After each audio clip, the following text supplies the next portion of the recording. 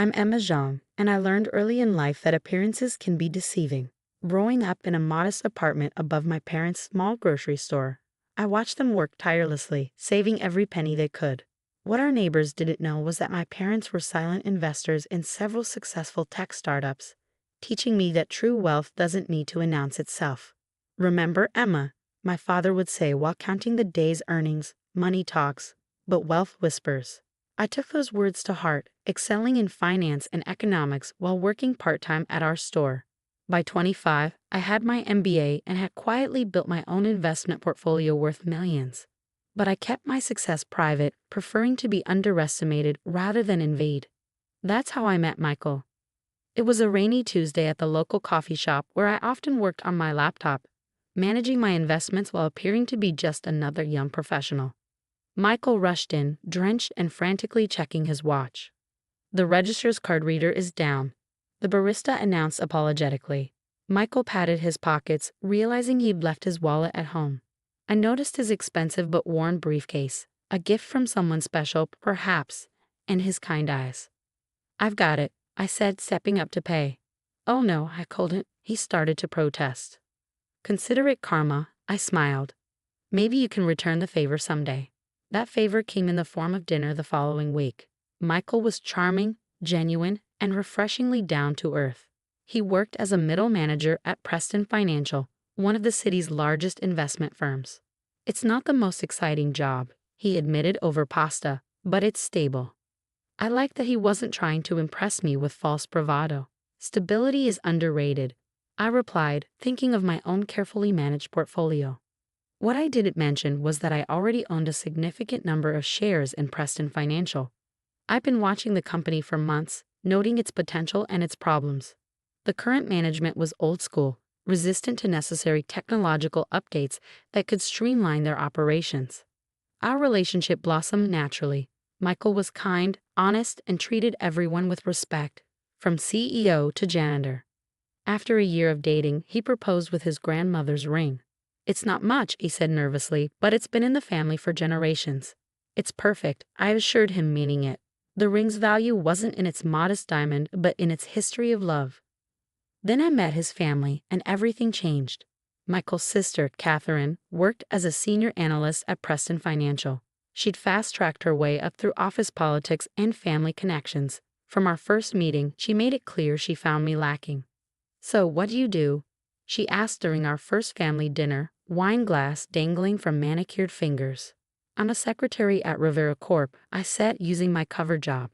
I did actually work there part-time, mainly to maintain my understanding of day-to-day operations in the finance world.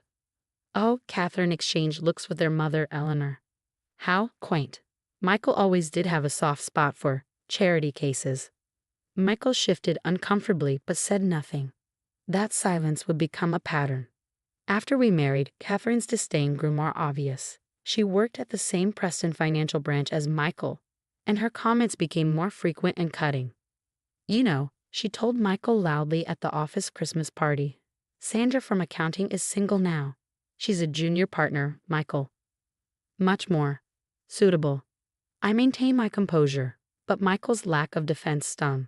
He wanted to avoid conflict, he said later. "Keep the peace." What they didn't know was that I'd been steadily increasing my stake in Preston Financial. The company needed modernization, and I was positioning myself to make it happen. My cover as a part-time secretary at Rivera Corp allowed me to observe without suspicion.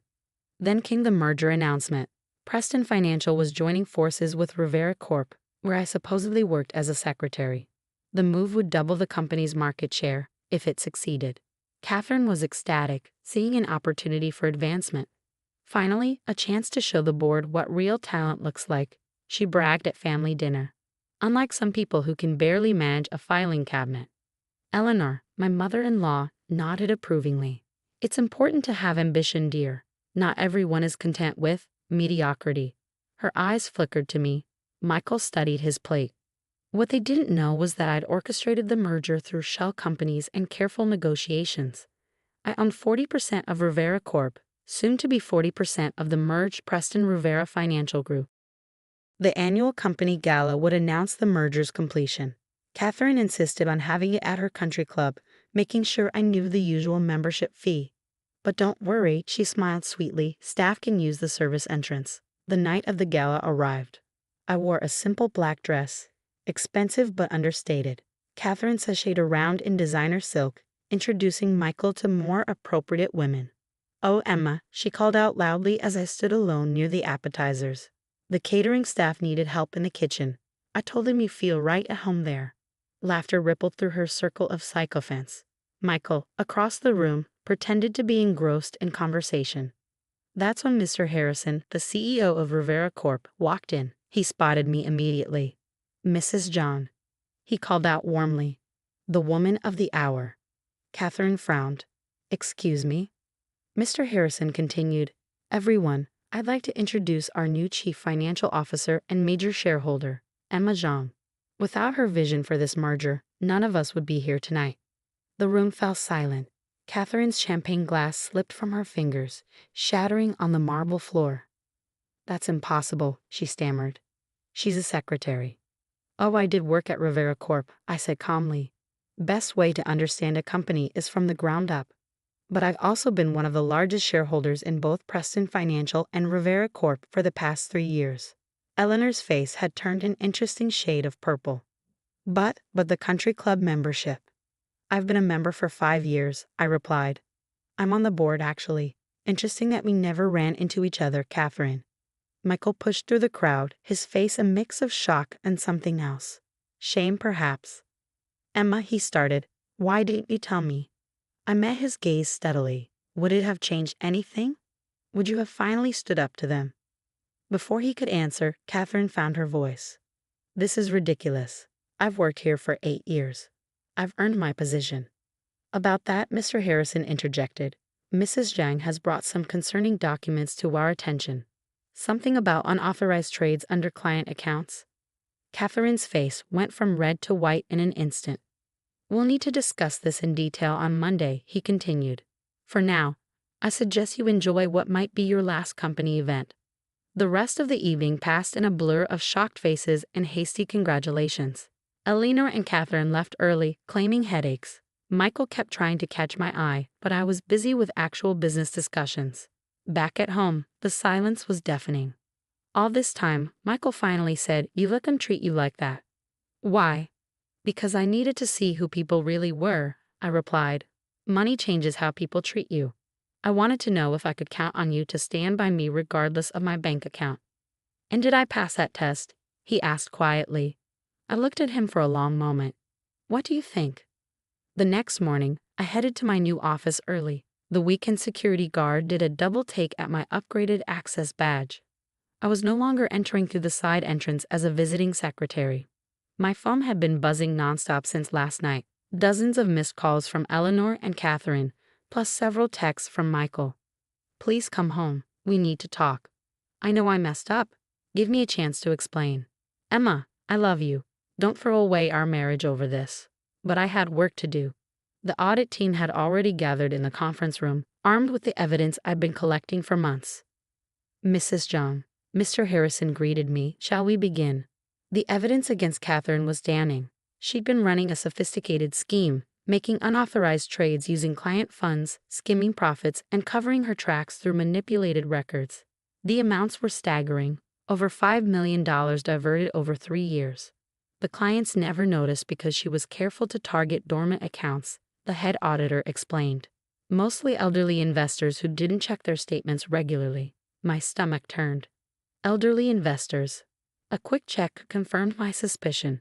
One of the affected accounts belonged to Michael's grandmother, the same one whose ring I wore. Catherine had stolen nearly $200,000 from her own grandmother's retirement fund. As we reviewed the documents, my assistant interrupted. "Mrs. John, your mother-in-law is in the lobby. She's causing quite a scene." I sighed, sent her up. Eleanor burst into the conference room, designer handbag swinging wildly. "How dare you? You manipulative. Scheming." "Mrs. Kennedy," Mr. Harrison cut in sharply. "This is a private meeting." "Private? Nothing's private anymore, thanks to this gold digger. Do you know what she's done to our family?" I met her gaze calmly. "Do you know what your daughter has done to your mother-in-law's retirement fund?" That stopped her cold. What? I slid the account statement across the table. Eleanor's face paled as she read the numbers. This must be a mistake, she whispered. No mistake, I replied. Catherine stole from her own grandmother and dozens of other retirees. Eleanor sank into a chair, her righteous anger deflating. But she said she was doing so well at work. She was, at fraud. I stood up. The police will be here within the hour. I suggest you get Catherine a good lawyer. As if on cue, Catherine burst into the room, Michael trailing behind her. You can't do this, she shrieked. I've work to do hard. Save it for the police, Mr. Harrison interrupted. They're very interested in your creative accounting. Michael stepped forward. Emma, please. There must be another way. She's my sister. I looked at my husband, really looked at him. And I'm your wife. Or did you forget that every time she humiliated me? I didn't know about any of this, he gestured helplessly at the documents. You didn't want to know, I corrected. Just like you didn't want to see how they treated me. It was easier to stay quiet, wasn't it? Catherine's face had taken on a calculating look. I have dirt on other people too. If I go down. Save your threats. I cut her off. Every trade, every transfer, every doctored document has been traced. Your dirt won't save you from prison. Eleanor began to cry. Think of our family name. Like you thought of your mother's retirement? I asked quietly. She trusted you with her account, Catherine. They all did. The police arrived minutes later. As they led Catherine away in handcuffs, she turned to Michael one last time. Are you really going to let her destroy our family? Michael stood frozen, torn between family loyalty and moral obligation. In that moment, I made my decision. Send the divorce papers to my lawyer, I told him. I'll have my things out by tonight. Emma, wait. He caught my arm. I know I failed you. But please, give me a chance to make it right. I gently removed his hand. You had 3 years of chances. Every time they belittled me, every time they treated me like dirt. Those were chances to stand up for your wife. You chose your side long ago. The aftermath was swift and merciless. Catherine pleaded guilty to multiple counts of fraud and theft. She was sentenced to 8 years in prison and ordered to repay millions in restitution. Eleanor and Michael's father had to sell their country club membership and downsize their home to help cover Catherine's legal fees. I threw myself into transforming Preston Rivera Financial. We implemented stricter oversight measures, modernized our technology, and established a restitution fund for Catherine's victims. Michael's grandmother was the first to receive full compensation. Months passed. I granted Michael an amicable divorce, even letting him keep the apartment. Some called me too generous, but I remembered the kind man who'd forgotten his wallet that rainy day. He wasn't a bad person, just a weak one. One evening, as I worked late in my office, my assistant announced an unexpected visitor, Michael's grandmother. She walked in slowly, leaning on her cane, my former engagement ring glinting on her thin finger. Michael had returned it to her after our divorce. I owe you a visit, she said, settling into a chair, to thank you for protecting my retirement and to apologize. You have nothing to apologize for, I assured her. Oh, but I do. She reached into her purse and pulled out a small box. Inside was the engagement ring. I want you to keep this. I couldn't possibly. You protected not just my savings, but my dignity. That's worth more than any ring. She smiled sadly. Besides, you were always more of a granddaughter to me than Catherine. After she left, I stood at my office window, watching the city lights flicker on. The ring sat on my desk, a reminder that true worth isn't in what we own, but in what we stand for. Eleanor still tries to contact me occasionally, usually when she needs money. Catherine writes from prison, alternating between threats and pleas for help with her appeal. I forward all communication to my lawyers. Michael sent me one final email. I finally understand what real strength looks like. It's not in keeping the peace, but in standing up for what's right. I'm sorry I learned that lesson too late. Take care of yourself, Emma. I did keep the ring, not as a reminder of what I'd lost, but of what I'd gained: self-respect, clarity, and the knowledge that sometimes the greatest wealth lies in being true to yourself. Last week, I approved a new financial literacy program for seniors, free workshops to help them protect their investments. We named it after Michael's grandmother. It felt right, turning past pain into future protection. The morning sun streams through my office window as I review the latest merger proposals. My father's words echo in my mind. Money talks, but wealth whispers. He was right, but he forgot one thing. Integrity roars. And that's a sound that even the highest walls of privilege can't silence.